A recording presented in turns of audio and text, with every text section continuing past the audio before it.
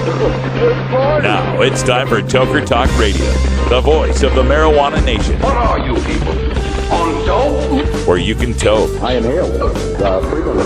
Or you can talk. I experimented with marijuana and didn't inhale. Or you can toke and talk. 10 federal criminal penalties for possession of up to 1 ounce of marijuana. While we talk about toke on Toker Talk Radio. So, by the way, when it comes to pot, if you're 40 years old, you live in a log cabin in Oregon, you got 12 giant pot plants in your backyard, have a ball. Live from beautiful Portland, Oregon at Rolla J Studios.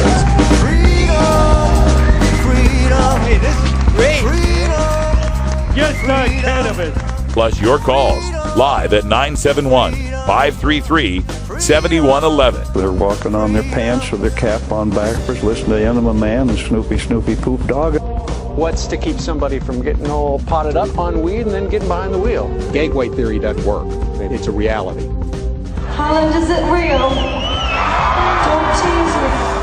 We're locking up people that take a couple of puffs of marijuana, and the next thing you know, they got 10 years. And now, here's your host, the guru of ganja graphics, the sultan of sativa statistics, and the worst nightmare of a reefer mad prohibitionist. A polite, perspicacious, productive pothead with a propensity for PowerPoint. Radical Russ Belville.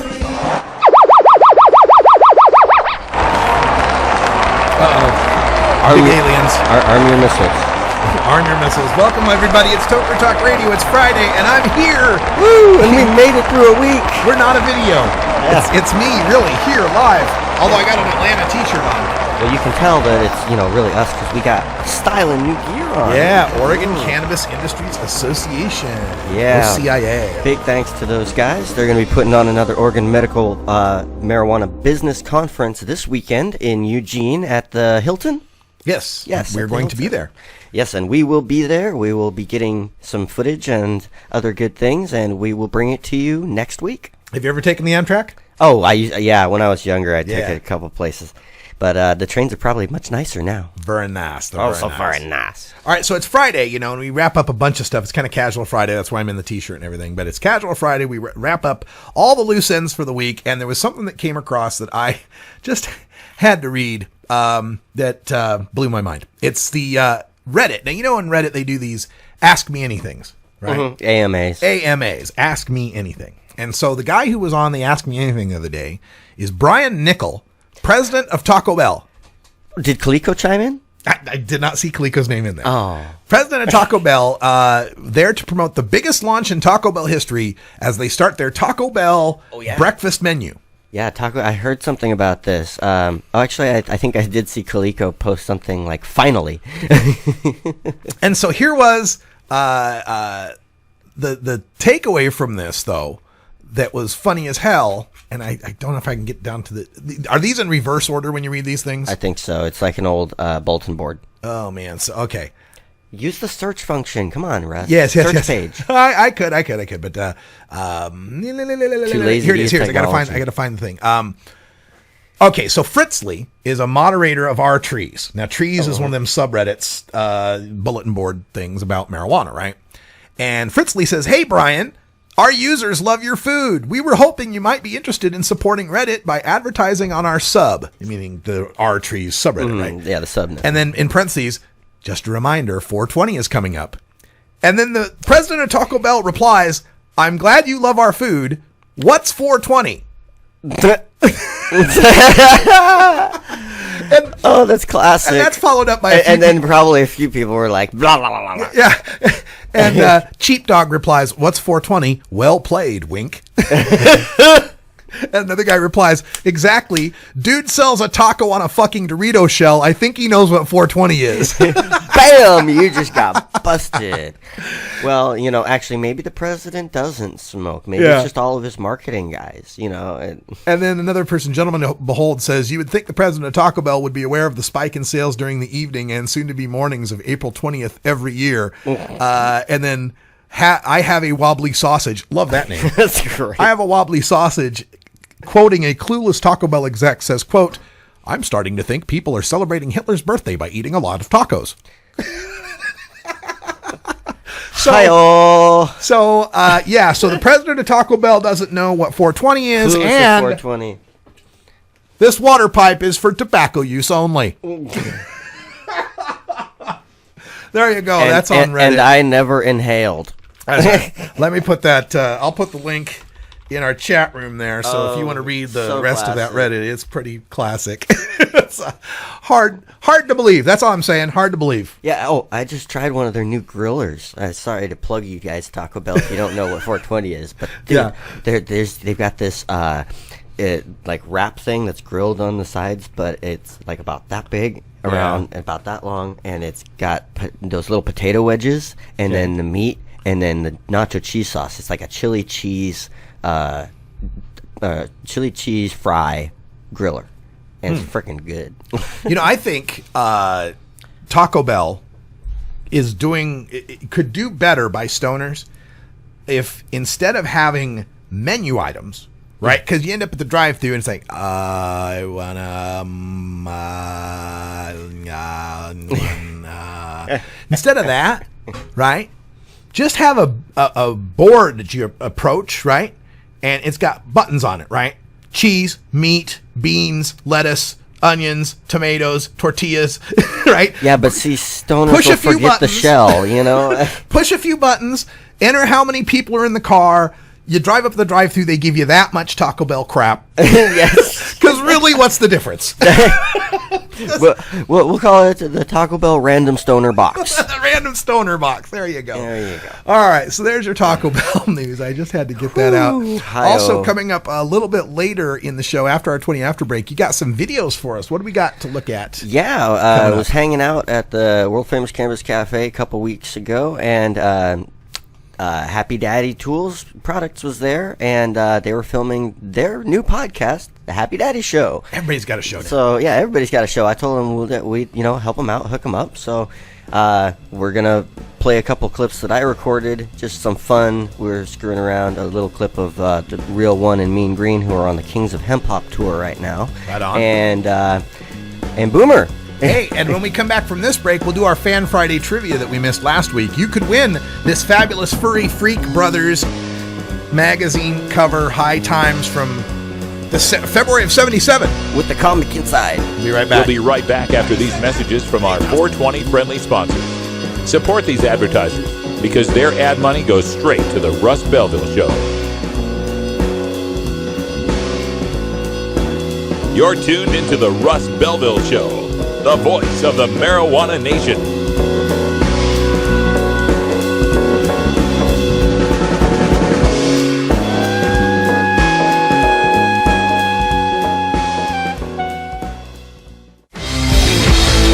When you are starting up a medical cannabis business, you don't just want any attorney. You want a fired-up lawyer who understands the needs of cannabis consumers. The law office of Lauren Vasquez is your fired-up lawyer for the cannabis industry.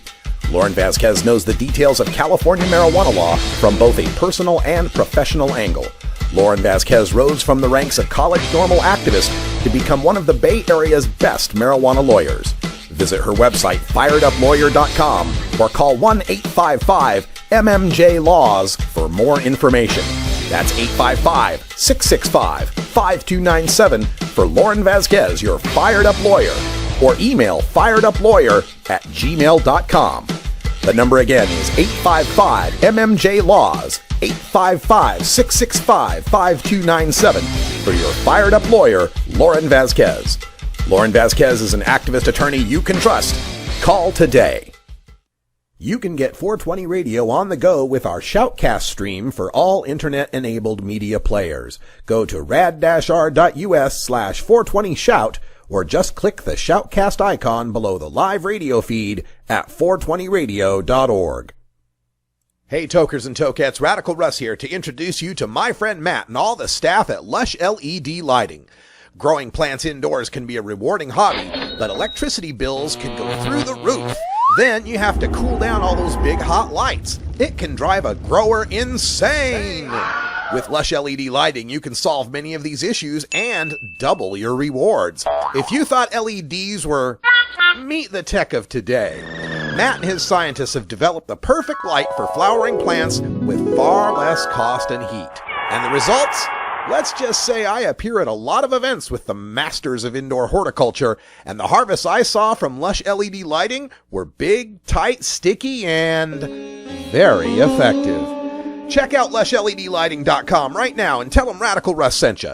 Double your rewards and lower your expenses with Lush LED lighting.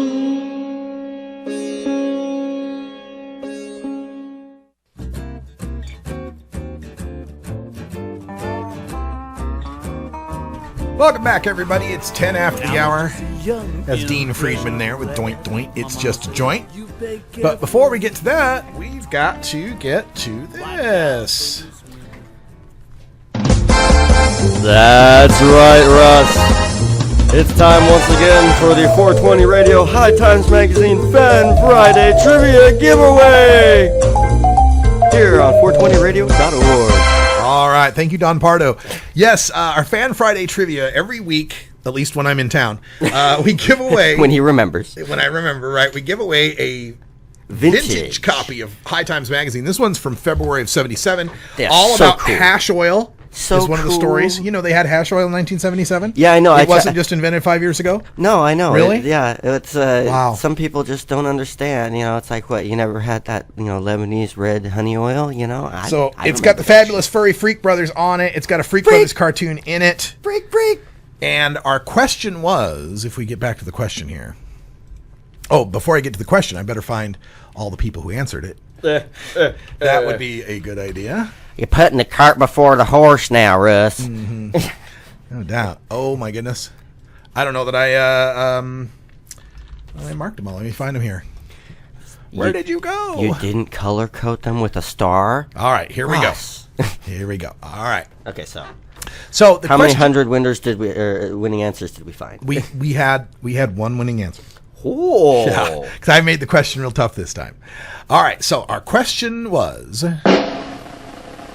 In which years did the United States experience the lowest and highest rates of 12th grade lifetime marijuana use, and what were those rates? Oh, yeah. It's like, what? I'll say it again.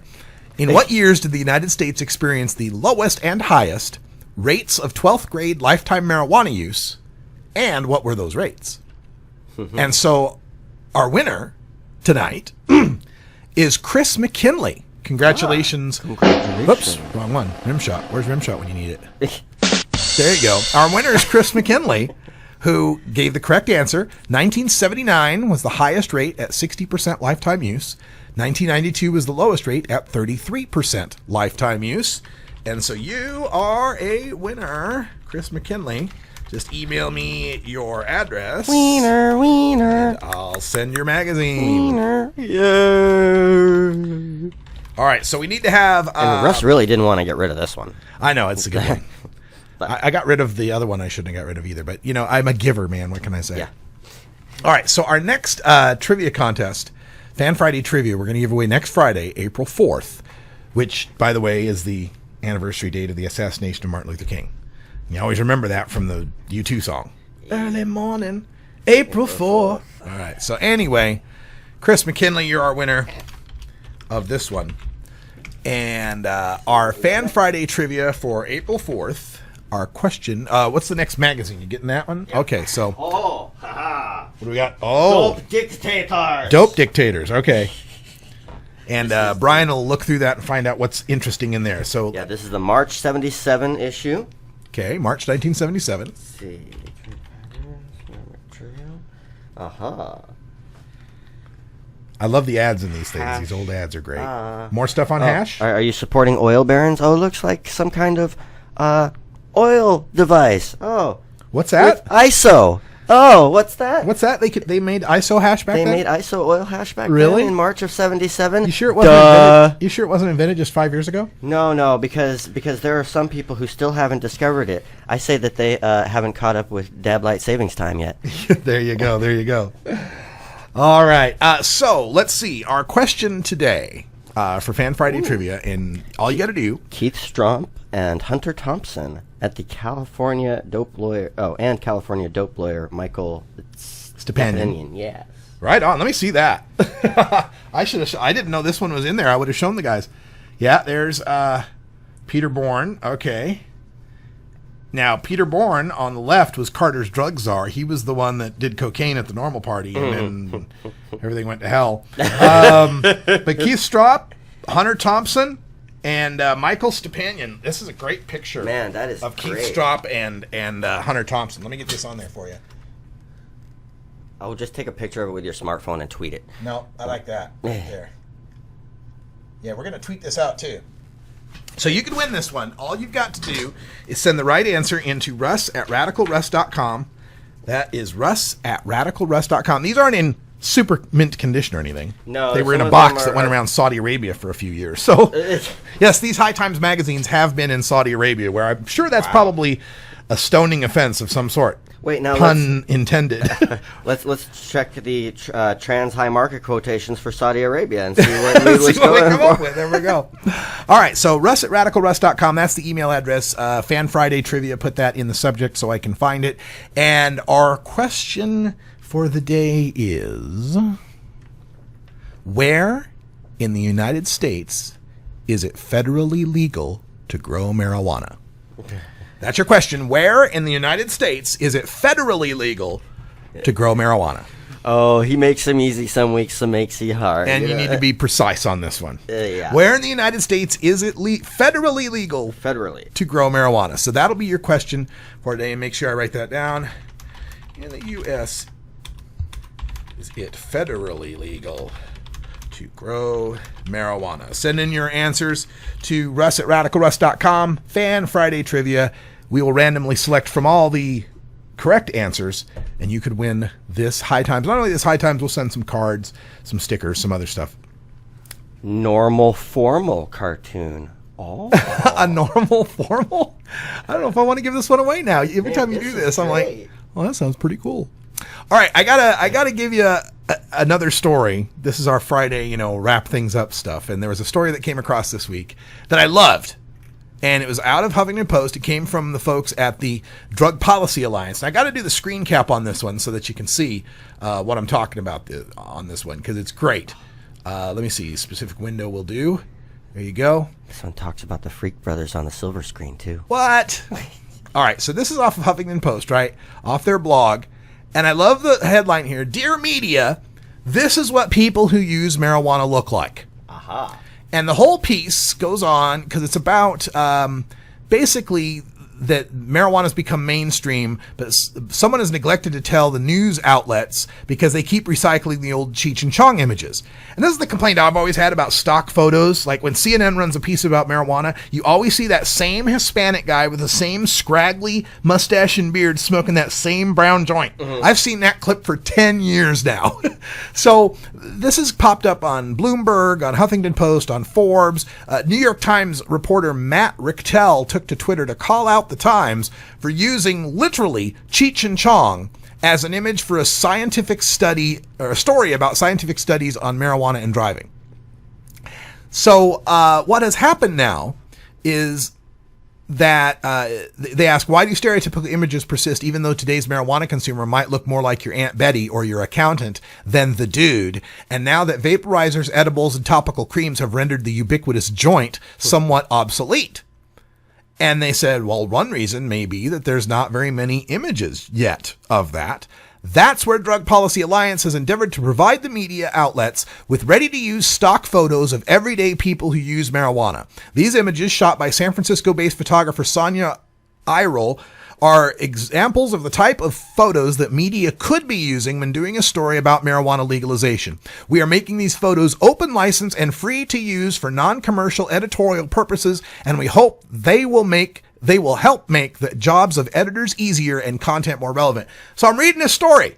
I'm in love with this story. We've needed stock photo images of mature, responsible, clean-cut, average marijuana smokers for a long time. I scroll down, and who is the first one of the stock photos but my fired up lawyer, Lauren Vasquez.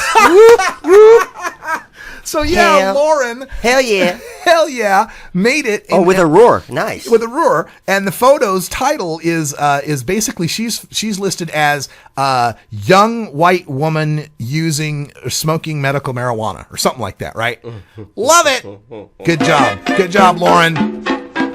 That's my fired up lawyer, baby. All right, let's see if I can zoom that in for you a little. We're going to take a break. It's 4:20 here, and I actually going to take this 4:20 break at 4:20. What do you know? Stick around. We'll be right back. Oh, have you ever met that funny reefer man? A reefer man. Have you ever met that funny reefer man? A reefer man. If he said he swam to China, he would sell you South Carolina. Then you know you're talking to that reefer man.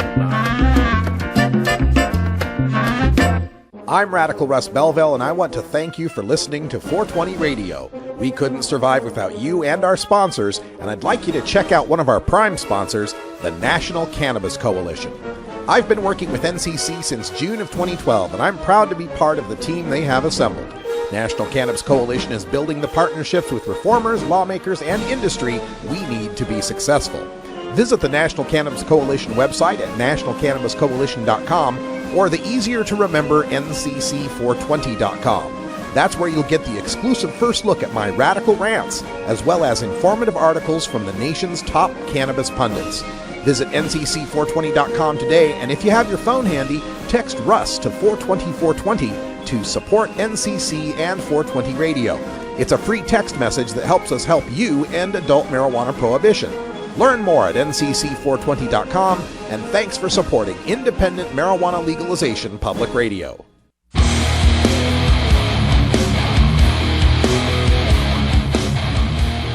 You know Herb Thrasher from the Herb Thrasher Flower Hour. Now get ready for Herb Age Designs for the proud cannabis consumer. Herb Age Designs, lifestyle gear for the 420 friendly. Herb Age Designs, home of the famous lighter leash. Herb Age Designs, get your Herb Age t-shirts and hoodies and show your pride. Herb Age Designs, we've got frisbee golf discs and durable hemp gear. Herb Age Designs, we've got shot glasses, drinking glasses, coffee mugs, and beer cozies. Check us out on Facebook and online at herbagedesigns.com. And follow Herb Age and Herb Thrasher on Twitter. We'll see you at this year's Hemp Fest. Crank it up!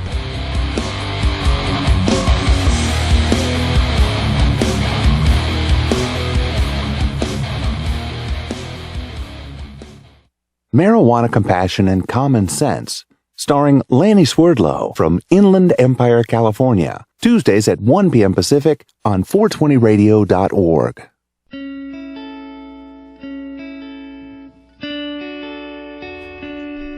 23 after the hour. Welcome back to Toker Talk Radio. I'm Radical Russ, and the wizard over there is Brian the Red, who's going to explain why he is a wizard. This was a hat that I used to wear at my desk at a customer service job. And I'm dead serious, people. Yes. I was a customer service wizard, and that's why I deserved it. But we're wearing hats and pins and such because, like I was saying earlier, we hung out with the guys from Happy Daddy at the World Famous Cannabis Cafe, and Zizix and Steve, that work volunteers there at the cafe, and Boomer, who's a great local comedian and hosts down there at the cafe quite often, different events. Also, a small clip from the group, the guy Mean Green and Real One Reefer Madness, who are right now on the Kings of Hemp Hop tour, and you can check that out on Facebook.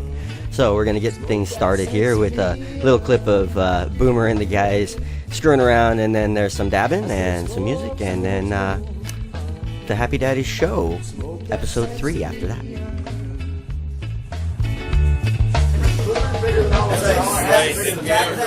Stack that boy up. Some of those pins are worth something. Hey. Right? Here, let me see your camera so I can shoot you like that. There you go. I'll get a screenshot of that and send it to you. Actually. I'll get a screenshot of that. Now that's happening. That's spinning.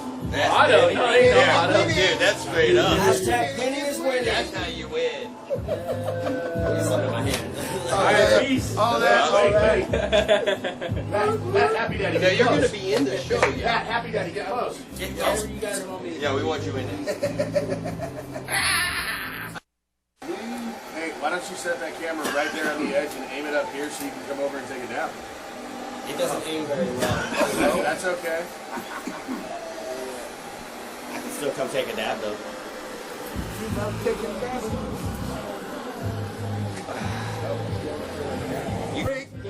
Open the door.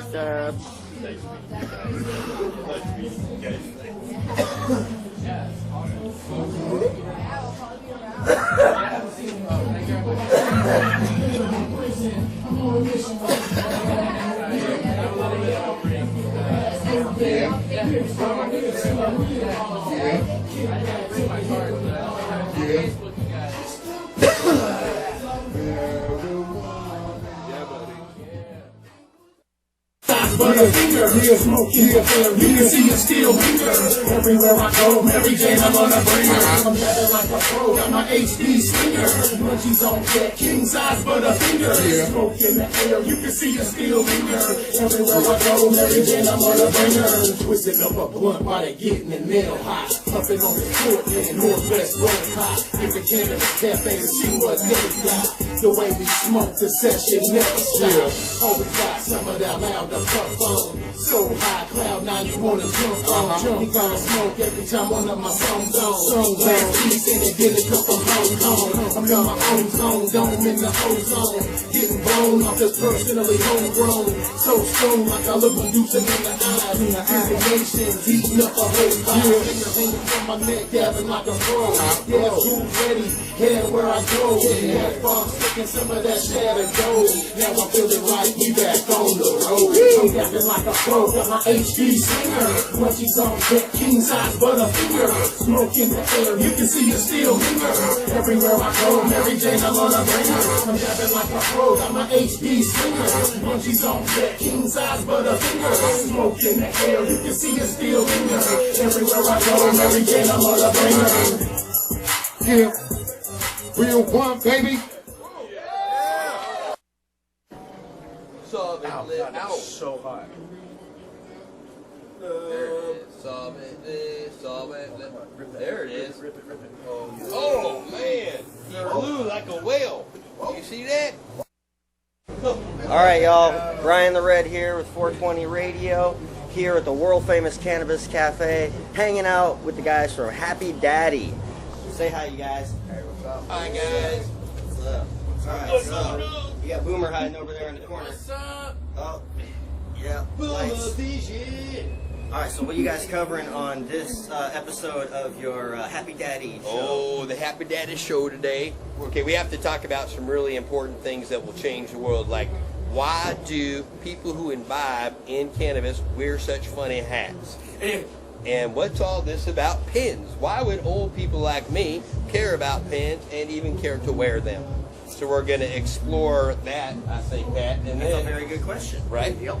That's what we're going to talk about today. Hats, pins, and the fashion that's become this 420 movement. So it's kind of interesting. Oh, and of course, dabs, right? We got Always. That's just part of lots it. of dabs on hand. As you see right here, Yeah, my we're just friend is getting already warmed up. engaged. And if you can look, we have everything from solventless to the very tastiest, getting ready for 420. And then we've also got some beautiful flower. beautiful flowers. Oh, is that organdy? It's an organ Oh, yeah. Taylor.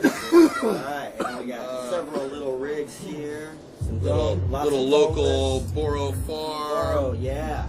And then who's this one here? Zach Puckowitz. Zach Buckwith. Nice, very nice. All right, got some flowers and This is a Darby Home Custom. Pins. Very cool pins right around here. All right, well, thanks for the update, guys. We'll see you. Thank you to Mr. Red. We're not worthy. All right, peace out, y'all.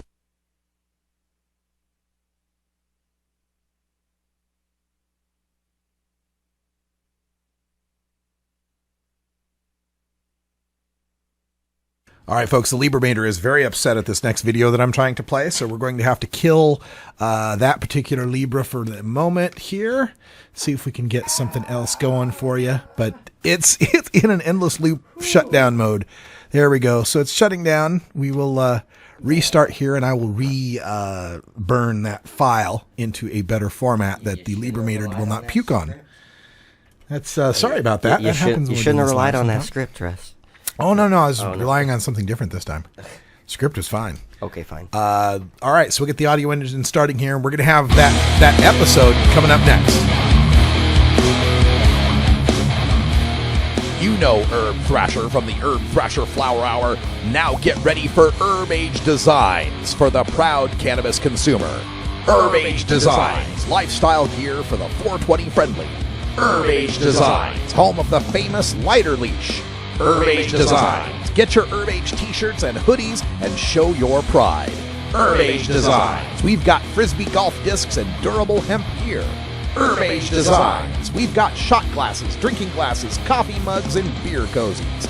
Check us out on Facebook and online at herbagedesigns.com and follow Herb Age and Herb Thrasher on Twitter. We'll see you at this year's Hemp Fest. Crank it up!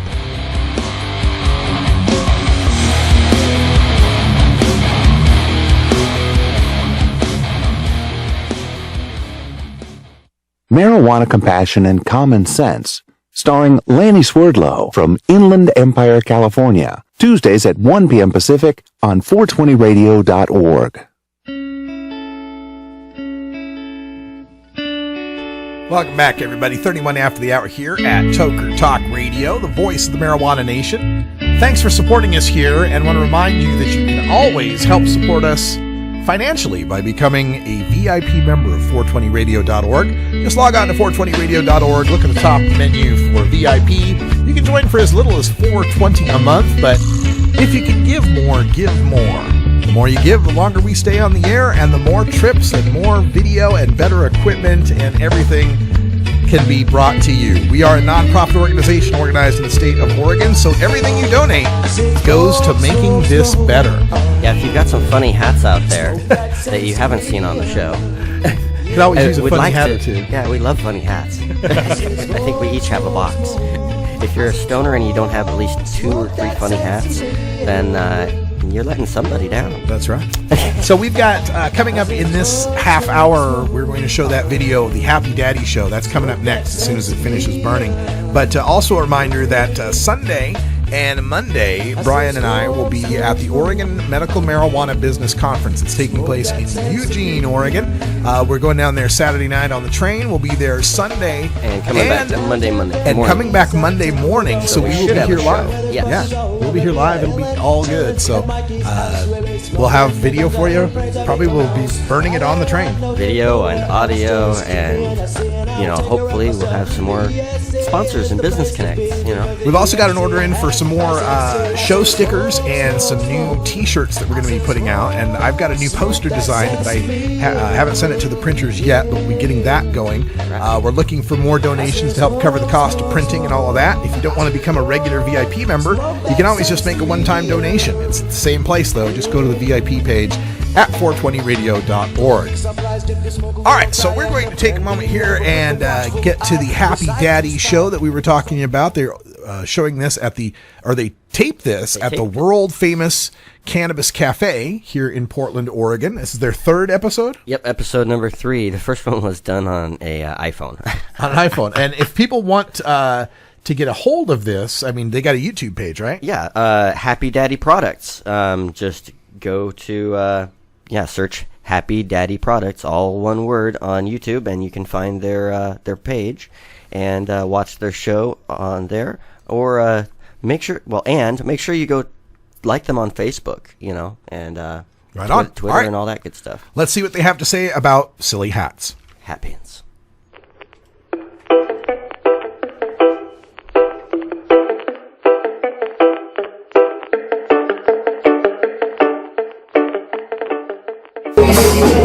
Man, as you can hear, we're at the World Famous Cannabis Cafe. Man, this is going down. This is Patty, and I'm Happy Daddy. And we're here with some awesome guests on episode 3. Man, we got Steve, I don't know, I call him Steve, the Wolfman Shoemate. I don't know, you got, look at that pretty face. And the pretty hat, Steve, thank you. Yes, we also got our good friend, the infamous Zizix, with us tonight. Yes, Dab monster. He is the infamous Zizix, man. Man, he's the first time I ever saw somebody actually take a dab that was like worthy. You're the man. I was like, man, you were like, man, this is one of the aliens. Right? Come on, my head is already touching the ceiling. So one of the things we came back to talk to you guys all about, other than this badass music that we're hearing in the background, is we said, look, one of the weird things going on right now with all of us in kind of hemp land is hemp fashion, right? Like all of a sudden, old people like me can kind of be cool even though we're not, and people like this are actually cool, can kind of do some explaining about what this fashion is with all the hats and pins and wraps. This crazy thing that we're doing right now, these crazy hats that are all 100% hemp, they even got the satin inside, we're digging them, but what are we putting on them, gentlemen? What are we throwing on these things? Oh, a pin or two. A pin or two or five? Or 5 or 10. You got a couple out there? Alright, so we got a whole collection of hat pins. So, alright, there are some rules about pins, like I'm old, and let me just go through some hat pin etiquette for all of you. Look, if you're old like me and you don't want to be cool, put a lot of pins on like this. See this? This is excessive pinning. Alright? Very, very uncool. So I hear that like young dudes, like cool people like Zizek, they actually have like some like pin rules, like 3 pin me or your lane. So I don't know about any rules. I don't know. Tell me about this 3 pins. And I try not to have too many going at one time because I don't like to overwhelm when people look at my hat. I like to have just a couple. You see, he's going for an odd number of 3. He's got some pin shui. 3 to 5 pins, I think, is perfect. Unless you're stacking properly. If you're going to stack pins properly and make a nice mural, pin the entire hat. But if you're just randomly stacking, you might as well be getting paid like a billboard because that's what you look like. Look, and this is from the man wearing the Dickies, he's grooving. Now, I see a lot of what I'm saying? Sporting the lanyards and throwing the pins on that. What's your thinking on that, Steve? Are you digging that? Are you thinking that's a good way to do it? Or you think it's stay with that? When I'm at shows and stuff, it's very convenient to have the lanyard. You got your tags on it, you got a couple tools on it, you got my slingers.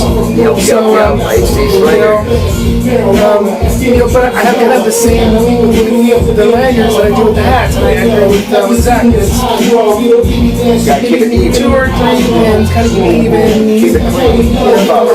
So what they're saying is, if you do it like me, you're lame. It's true though. Don't overdo your pins. You got to be cool. It's about moderation. I would like to just say one thing about that. I'll be honest. We're not tough like Ken is, and if I get 2 pins on one side of my hat, I get this weird. It could be. I've seen my hats fall off a wall and go one side down. All right. So let's get serious about it. What makes it a stoner hat? I mean, that's what we're talking about. Like, how do you just go? All right, you could be in any town. You'd be like, oh shit, I know. Okay, I know who this dude is. You start with Grateful Dead. If they got Grateful Dead, they might be a stoner. All right, so instant Grateful Dead maybe could be cool. Where did pins come from? Fish and Grateful Dead. Right. You've been pinning since, and that's when pins were mainstream cool. And I'm not talking pinning like collar pins. I'm talking about stoner pins. Fish and Garcia. That's where it came in. All right, so thank you for the history lesson and the 3 pin. You're absolutely right, though. And what 3 pins you got on right now today? I've got a Happy Daddy. It's right there. I believe I have a Yoshi with a nice blotter on his tongue. And then I've got this nifty Dab Venture time. Dab Venture? Tonight was a Dab Venture. Nice. Tonight was a Dab Venture. So I was like, that is definitely one of the pins. Nice. So what you got on your hat, Mr. Shumate? Bro, I leave my Happy Daddy pin on this hat all the time. This is my number. One of our Toker team, our original Toker team members. That is rare. That's true. I have my dope ass pin in the front because this pin just amused me when I saw it online. I had to have it because I thought it was so ridiculous. And then I have my Cheshire Cat. I've got a Lewis Carroll collection of psychedelic Mad Dabber type of lyrics and some Cheshire Cats. Now, I know I got a pin board. I know I'm working on my pin board. It's getting bigger and bigger every day, but how many hats you got that are just covered in pins, gentlemen? Like just have a couple on. For me, it's about the shows. Like, I don't know. One of the fun things for us is we get to do things like Secret Cup, and Top Shelf Extracts and Emerge and Kind out of Colorado. So mostly what it reminds me of are the shows and all the friends we met at all the different shows. There's where it comes down to, I think, for all of us. We all have a memory from these pins. You know, Every single one of them. as an activist, I started collecting pins from events and stuff that I went to. There you go. That's where my pin collection came up, and it was exactly that. It was memories of different things I've been to. Now it's events that I've gone to, and different dispensaries I've toured, and and some of these cool cats that I've met in Washington and Colorado. Yeah, so just some heads up for some great pin makers. I know there's some great ones like Noah Pins out there. Makes all the Happy Daddy pins, same as the High Time. You got handmades out there making amazing stuff. But there's just a ton of great pin makers out there making great stuff. I'm sure it's low numbers, very collectible and fun. And the collectibles, the memories, like you say, from all these different events, and some we've exchanged. I've given you pins, you've given me pins, we've all given each other pins, and it's kind of a way to do it. That's what we're saying. We're saying look out, Denver, because hat pins, we're gonna go gangbusters. And I think Happy Daddy's got some removable dabber hat pins coming on. Could it be? Be on the lookout, Denver. Be on the lookout. We're coming for you. You're gonna love it. Hat pins galore, all the new tools, all of these guys. I hope to see every single one of you there. Thank you so much for the Happy Daddy show. We will see you next time. Thank you all.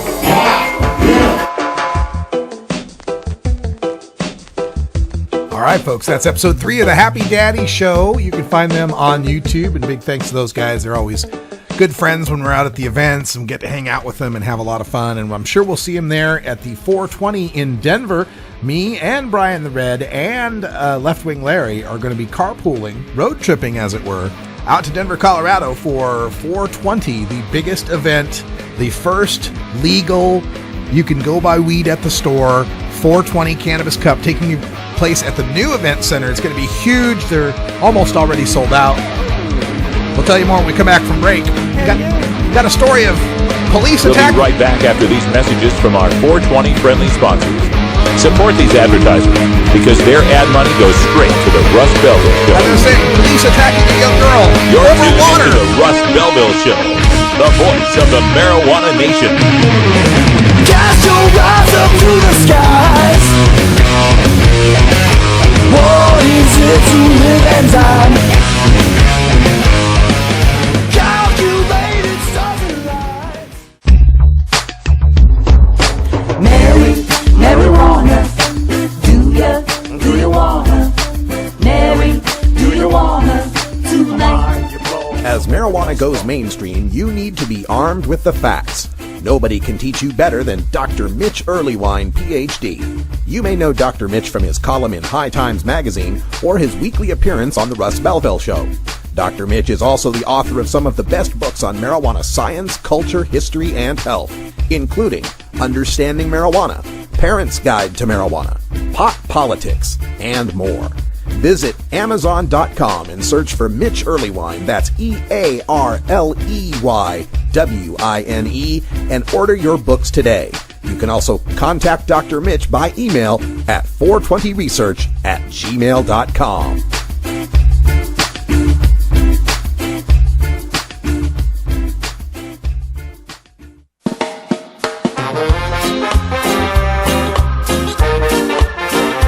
Support the Russ Belville Show.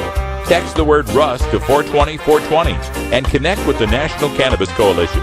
You can also send $10 to the Russ Belville Show right from your smartphone. That's Russ to 420-420.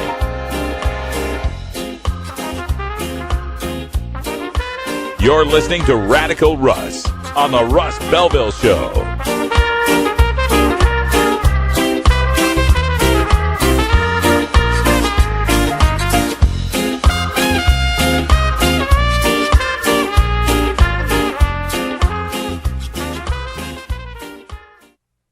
You can get 420 Radio on the go with the TuneIn Radio app for all mobile platforms. Go to rad-r.us/420tunein or just click the TuneIn Radio icon below the live radio feed on 420radio.org.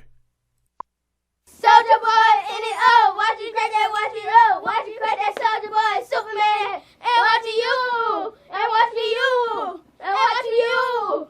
Soulja Boy. And what in the heck is that dance?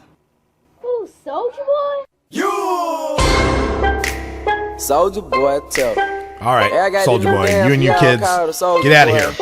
Got important stuff to talk about. Shoot, kid. Shoot, kid. Shoot. You get off my lawn and you stop skateboarding on the sidewalks. Welcome back to Toker Talk Radio. It's quarter after, and coming up next in the 5 o'clock hour, we've got the Jody Emery Show. Latest episode from March 20th will be shown, as well as the March 13th episodes. Check those out. We're getting closer and closer to Mark Emery being returned home. I believe it's July 7th is the last scheduled day. Yep. Can't wait to go up to Vancouver and visit. That'll be a lot of fun. Heck yeah. All right, we got a story here I got to cover. Brian the Red sent it to me. And the note was, so it takes 9 days to train a DRE to spot a stone driver. Then how much training is needed to tell the difference between a 12-pack of canned beer and a 12-pack of sparkling water?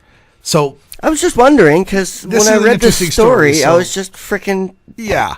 Let's just show this. Run the footage. The University of Virginia student arrested when ABC agents mistook sparkling water for beer is now suing for $40 million. Good. According to the Daily Progress, the 12-count complaint against the state and 7 named agents was filed in Richmond Circuit Court. In the court documents, Elizabeth Daly says the busted sting has left her with post-traumatic stress disorder. Alcoholic beverage control agents arrested the 20-year-old in April of last year after they thought she bought beer at a Harris Teeter in the Barracks Road Shopping Center. Prosecutors dropped the charges 2 months later, and her record was expunged in October. They bet it had. The plaintiffs always ask for at least as much money as they think they will get. $40 million, I don't think it's very likely that they would get a verdict anywhere near that large, but it certainly is possible that there could be a significant verdict. Yeah. Stokes says it's likely the government will now respond, saying its agents acted in good faith, which could very well be the next step in the court proceedings. All right, so the important part there. Well, first of all, let me just recount what the print story tells about this. Yeah, because I didn't watch the video earlier. I just read the print. Yeah, Elizabeth K. Daly. She was 20 years old, and she purchased a case of canned water from a Charlottesville grocery. Daly said she was terrified when plainclothes agents surrounded her car and banged on the windows, ordering her to roll them down. After one agent drew a gun and another jumped on the car hood, she said she panicked, unsure they were really agents, and fled the scene in her car, grazing 2 of the agents. Of course, then, like I said, all the charges were dropped, and now she's suing for $40 million. The suit states Daly does not and never has consumed alcohol or abused drugs, and or her parents, on her behalf, have incurred significant legal, medical, and other costs, and will continue to do so in the future due to the malicious, intentional, and or grossly negligent actions of the defendants. She has a tremor in her right hand, intense anxiety, post-traumatic stress disorder, and other problems as a result of the April 11th incident. Yes, and that is totally unacceptable from what I in my world, I call bullshit. Because, seriously, they're going to have 6 guys in plain clothes, some with guns, try and jump this, just barely under 21 girl because they think she bought beer? And, why weren't they stopping, or going into the store and questioning the clerk? Hey, did you check that girl's ID?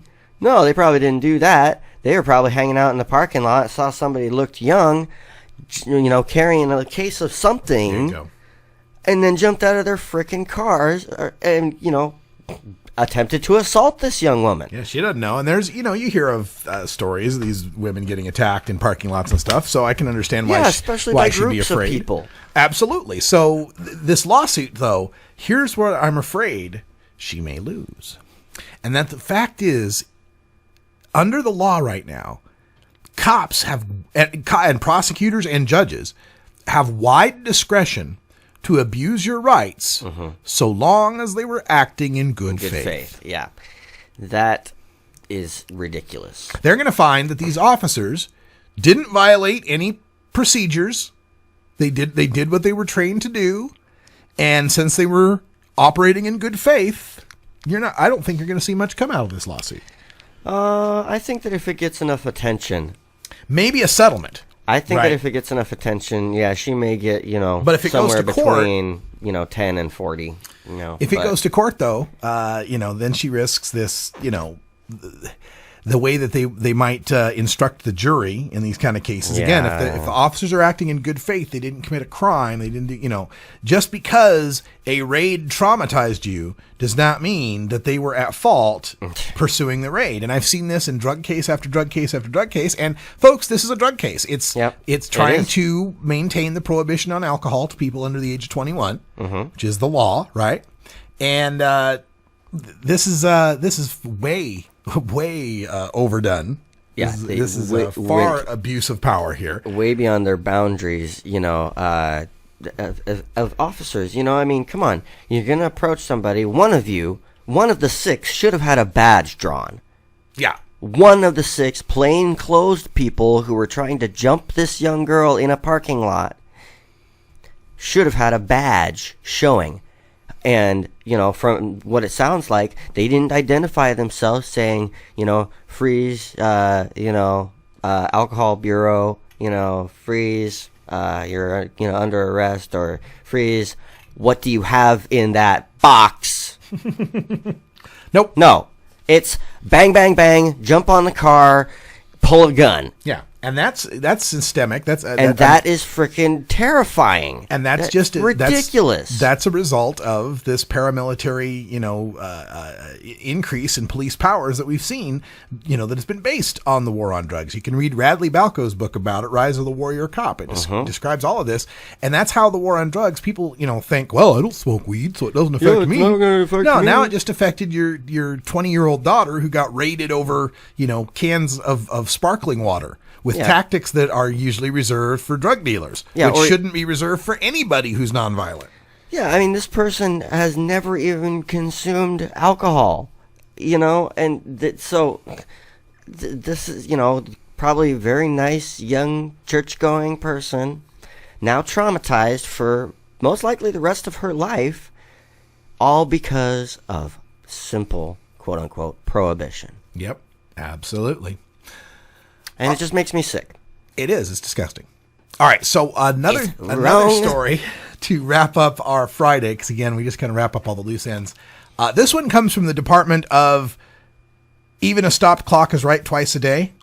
Oh yeah. Hey, we know several people. This is really, it's got me confused and perplexed. So let me just read some of it to you. This is something I read in the New York Post. Okay, I'm ready. And the title of it is Why Medical Marijuana is Not Enough. So me, I'm like, yes, go on. Qu'est-ce que c'est?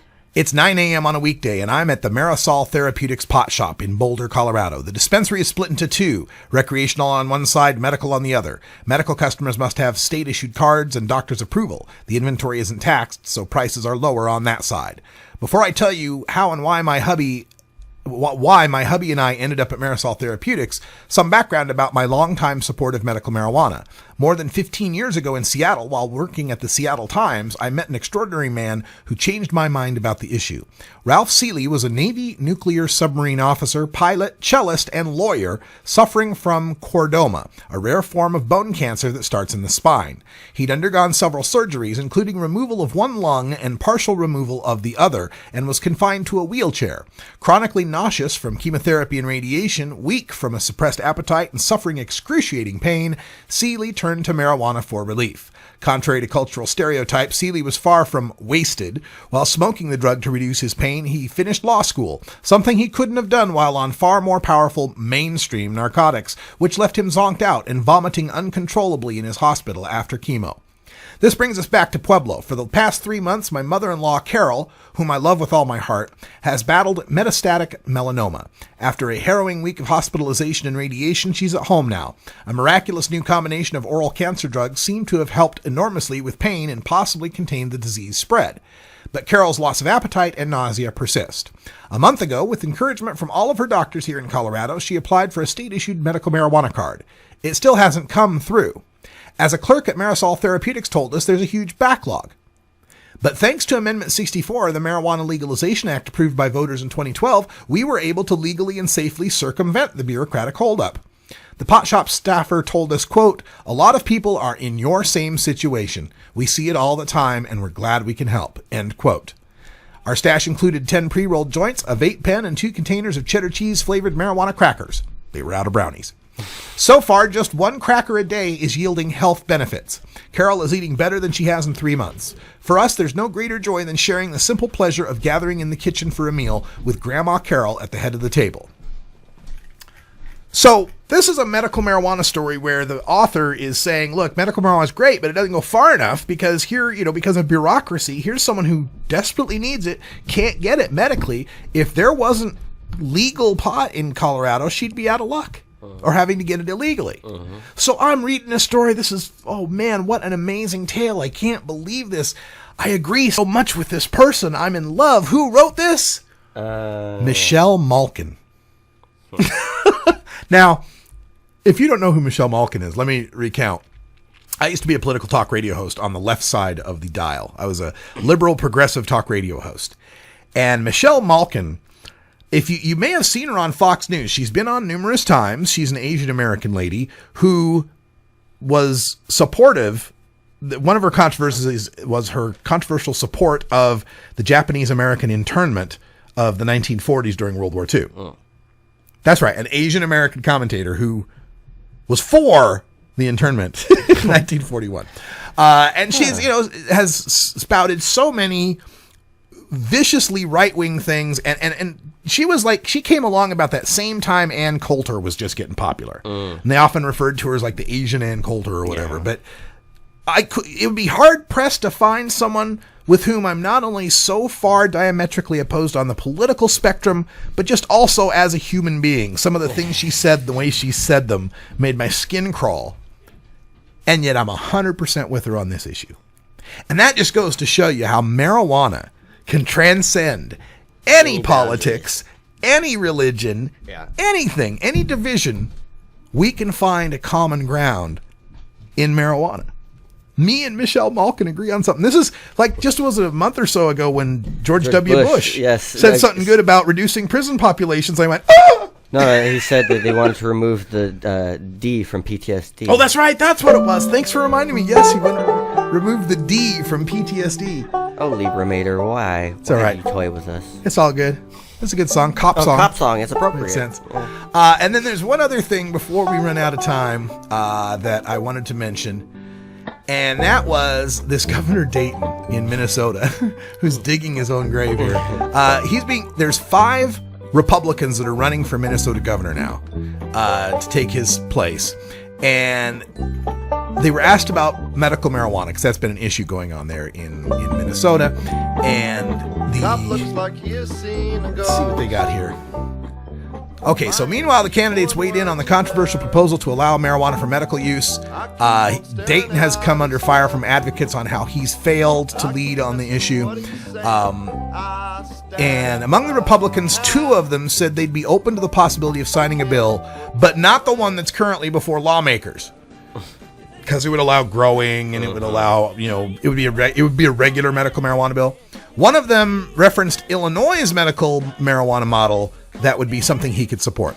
2 others of them voted against a medical marijuana plan that was in 2009, back when they were in the legislature. They have voted against a very similar medical marijuana bill, one that's a typical medical marijuana bill, right? Whole plant medical marijuana.